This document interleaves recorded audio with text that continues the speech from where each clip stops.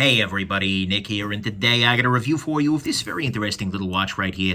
This is the Citizen Watch's Promaster Tough, also known as the BN0211-50E. First off, though, I got some thank yous here. I want to thank my buddies over at Lewis Jewelers in Ann Arbor, Michigan, for giving me a great deal on this little guy here. And I want to thank my buddy Zelric on YouTube. He's another YouTuber in the knife world, and was interested in this watch, and I made him the offer. Hey, can I pick it up and send it to you after? And yeah, absolutely. So thank you very much to that. And if you're looking to get a good deal on this guy, talk to Lewis, call DK, tell him Nick Shabazz sent you. They can probably help you out a little bit. So anyways, there you go. Next thing, let's do some size measurements on this guy. This actually isn't all that huge. We're coming in here at like 41 millimeters wide, not including the crown guard. What we have here in terms of lug distance, we are coming in at 22 millimeters or so of lug distance here. We are coming in, I'm sorry, that's the lug width. Lug to lug distance, which is important, is coming in here ballparky around 50 millimeters, which makes sense. It's got relatively long lugs, and then the thickness on it is actually not very thick at all. We're coming in around 10 millimeters here, which is absolutely good to go. So overall size-wise, it's not all that huge, but it's quite wearable even with my relatively small wrist, so that's good. Next thing, this is a Citizen Eco Drive watch. We'll talk about what that means a little bit. Basically, it's a solar-powered movement, and it's something Citizen's been doing for many, many years. Then finally, the big thing about this guy is the case on this. This is what's called monocoque construction. That basically means that it is an integral watch, if you will. The case is just one piece. Well, actually two, I guess. But there's no separate case back on this guy, as there is, for instance, on this Tudor Pelagos here, where you can see there is case, and then there is a back portion here, and then there's a front portion with the crystal. This guy just has one big chunk of construction here. That is the back case. And then on the front, it's got the bezel, which contains the sapphire, which screws onto the front of it. And that's just a thing for durability. It's unusual in the watch world, and it's nice to see here. So anyways, let's go ahead and jump into the good, the great, the bad, and the ugly of this very interesting little watch right here. So on the good side, it's quartz movement. And it's a Citizen Eco Drive quartz movement. That means a bunch of things. It means it's going to be pretty accurate. Someplace in the 0.1 seconds a day of rate change. Drift away from the atomic time, for instance. So that's great. It's durable, especially this one. It's got a long power reserve. They say about 6 months on their website, which means you can have this guy in the dock for 6 months before you need to recharge it, which is great. It is a low power indicator. The second hand will start jumping every 2 seconds instead. That's nice. And then this is a solar watch, so all you need to do is put this guy in a freaking window and it'll charge right back up, which means that practically speaking, if you're keeping this in a room that gets some occasional light, this should run for many, many years without any concern. Some people have talked about, a capacitor dying after 10 or 15 years. Maybe. I haven't had that happen yet, but it's absolutely a thing. Next thing, this is a very legible watch. This is one of those watches that you can kind of read without your glasses on. You can read it from across the room, and that's great. I'm a big fan of that, and anytime you've got white on black in these kinds of situations, that tends to be a recipe for legibility. So that's good. Next thing, the bracelet on this guy feels very beefy. It's got these kind of pyramidal center links there, but it feels like it's a very high-quality bracelet in terms of, it's well constructed. I like the rest of this thing, it feels very well done and very well made, and so that's great. Next thing, easy availability. Citizen has one thing going for it, that it is always, always, always, always available, more or less at your local jewelers. I can go to a jewelry store here in San Diego, in Michigan, even just like a mall jewelry store, and you can very often find one around. Mind you, you'll probably end up paying a higher price. It's still worthwhile to talk to a good AD that you build a relationship with, but at the same time, it's nice because you can always walk in someplace and try it on, have a real look at it, as opposed to some of the more obscure stuff that, maybe you find something, maybe not. So that's good. And then finally, on the good side to me, this is a relatively simple thing. What I mean by that is that it's a simple watch. The sun charges it. It runs accurately. It's hard to kill. It's 3 hands with a freaking date window. There's really not that much to this, and that's a good thing. I think, anytime you add complication, you add complication. Complications are points of failure, and so this just feels like a very simple watch, and that's a nice thing. So, to me, that's what's good. It's relatively straightforward. It's got easy availability, beefy feeling bracelet, very legible, Citizen Eco Drive quartz movement. By the way, quick set date. I don't know that I mentioned that, but you can change the date very readily just by pulling out of the first position.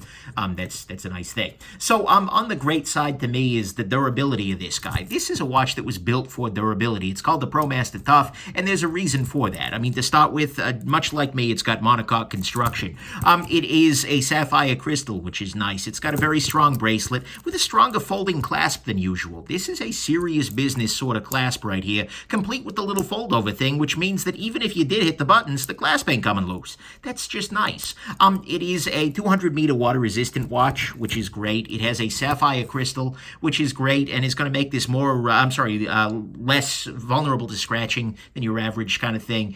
That's great. It's anti-magnetic. It's got a special coating on the steel that's supposed to be extra scratch-resistant. This may be among the strongest metal analog watches around, if not the strongest, because you've got the durability of a quartz movement that's been honed over many, many years, coupled with a case that's going to be really hard to kill, coupled with just that as a conscious and stated goal. So, to me, that's what's great about this, guys. This is a watch that, when my buddy Zelric said, "Hey, Nick, I'm getting into watches." Do not get into watches, everybody. But I want something that's going to be super durable to use in the shop because he's a knife maker, and there's not going to be any trouble there.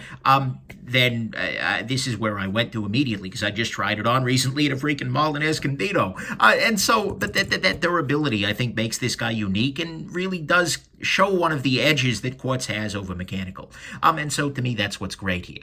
On the bad side, first off, the price. The retail price is $500. That's a bit up there. You shouldn't pay retail for this. Like I said, talk to your local authorized distributor. They may be able to help you out a little bit. Or heck, talk to mine. Lewis, give him a call. Tell him Nick sent you. DK might even be able to help you out on this guy, too.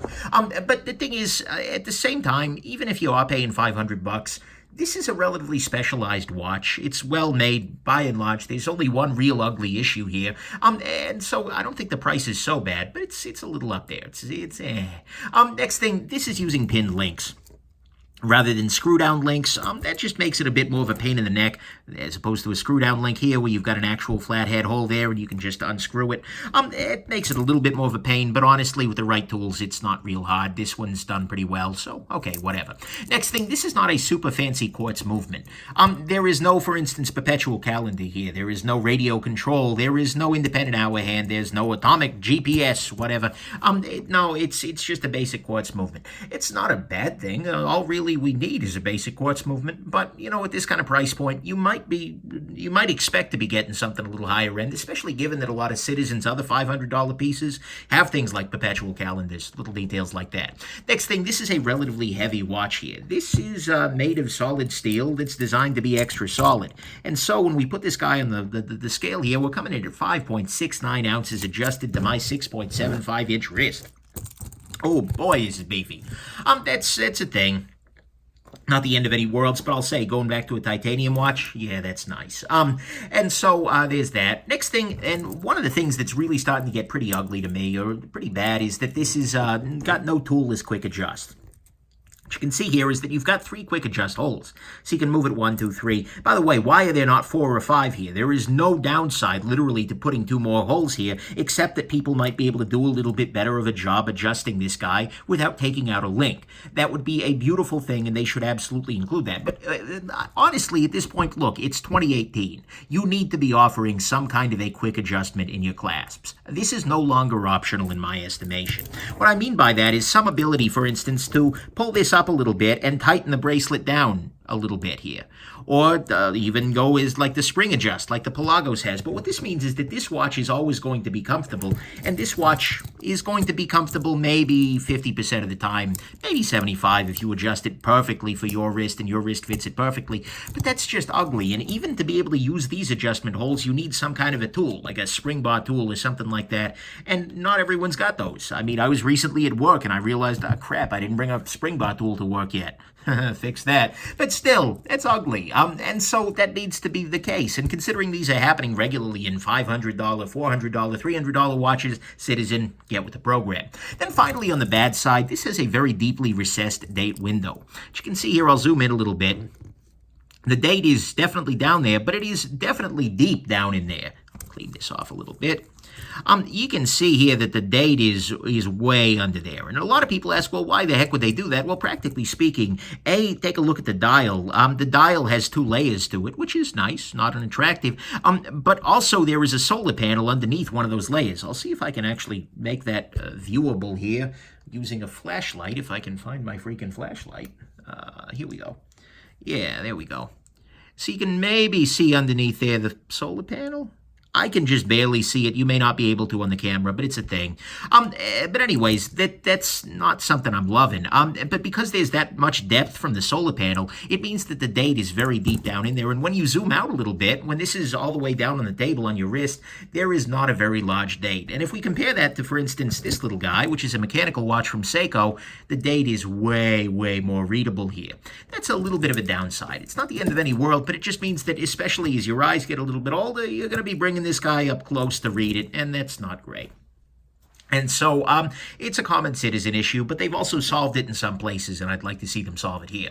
So that's the bad to me, is that the date window is very deeply recessed and hard to read. There is no toolless quick adjust, and guys, it's 2018, come on.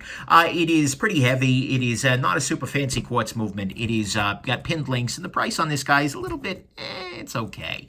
On the ugly front, there are 2 ugly issues. To start with, the lume on this guy is not very good.